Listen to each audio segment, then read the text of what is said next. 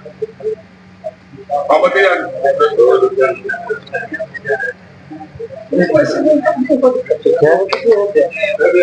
Minute जरा sir.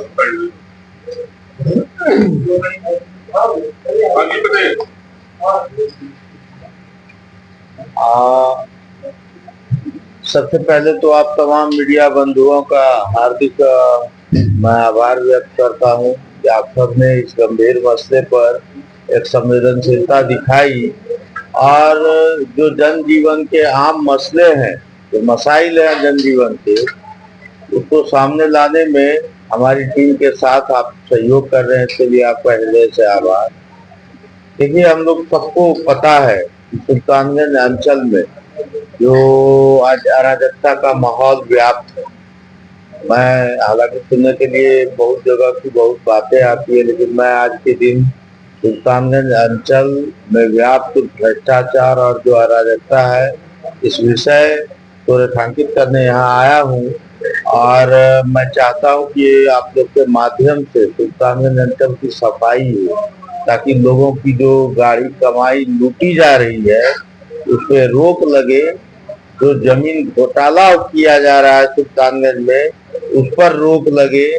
जो काबिल लगान के नाम पर लाखों रुपये मांग किए जा रहे हैं, उस पर रोक लगे। मोटेशन, परिमार्जन, नापी, आरटीपीएस, यानी कि अंचल का कोई शाखा ऐसा नहीं बचा जिससे आप ईमानदारी की उम्मीद कर सकते हैं, जिससे आप सुशासन की उम्मीद कर सकते हैं, जवाबदेही और उत्तरदायित्व की उम्मीद कर सकते हैं। अंचलाधिकारी किसी भी मुद्दे पर बात करने के लिए तैयार नहीं दिखते हैं। अंचलाधिकारी को जनता के किसी मसलों से कोई वास्ता नहीं है। भूमिहीन परिवारों को आज तक जो जमीन पर दखल मिलना था वो नहीं मिल पाया है। आप देख लीजिए, जो आपदा की राशि है, बरसों कई मामले ऐसे हैं जो 2-3 साल से आपदा की राशि नहीं मिली है। अभी एक साल से लंबित पड़े हुए हैं आपदा की राशि के जो भुगतान जिनको होना है। और अभी मैं जिस विषय पर डॉक्यूमेंट के साथ आया हूँ वह विषय है जमीन घोटाला, जो सुल्तानगंज अंचल में वर्षों से चल रहा है। माफियाओं के चंगुल में, माफियाओं और दलालों के नेतृत्व में, और उसी नेतृत्व में फंसे हुए हैं हमारे अंचलाधिकारी।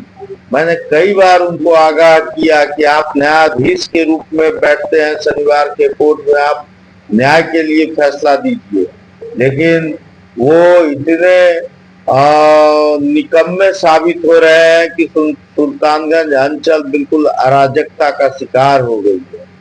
अभी जिस डॉक्यूमेंट की मैं चर्चा कर रहा हूँ, हालांकि उससे पहले आप लोग जान ही रहे हैं कि सुल्तानगंज में एक पहाड़ी है, उसका भी मोटेशन कर दिया गया। सुल्तानगंज में रेलवे की जमीन है, उसको भी रैयती जमीन बनाकर बेच दिया गया।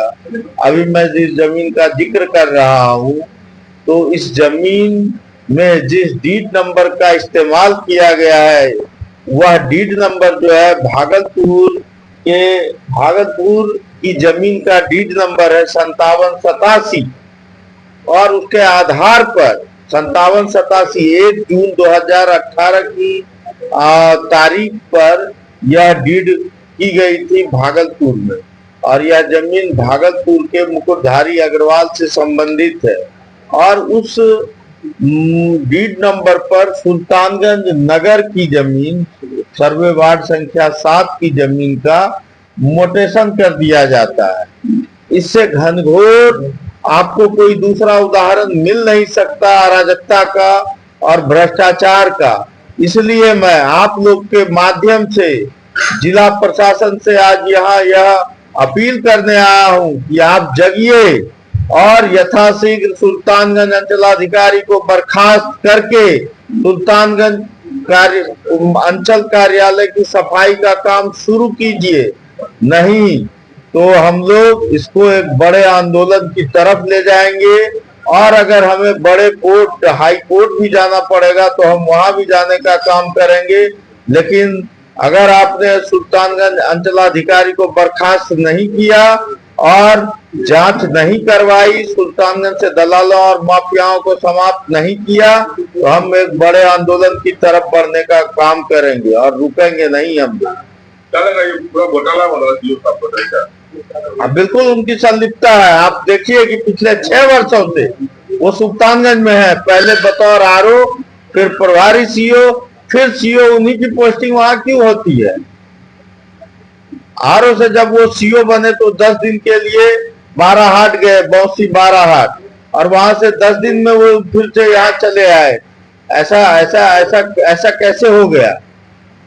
6 वर्षों से कोई पदाधिकारी किसी एक जगह पर जमा हुआ है, तो आप सोच सकते हैं, वो भी अंचल जैसे जगह पर, तो सोच सकते हैं कि कितनी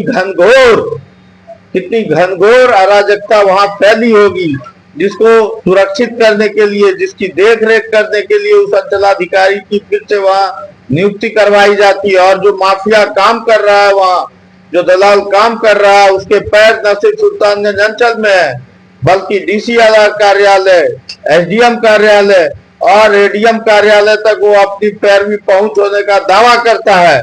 और वह यह भी दावा करता है कि मेरा कोई कुछ नहीं बिगाड़ सकता, इस अंचलाधिकारी का कोई कुछ नहीं बिगाड़ सकता।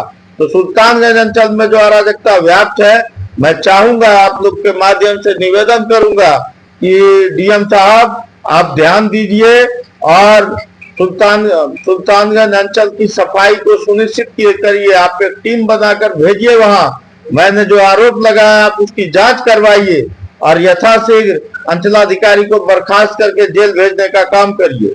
इतनी बड़ी घोटाला है, क्या लगता है अधिकारी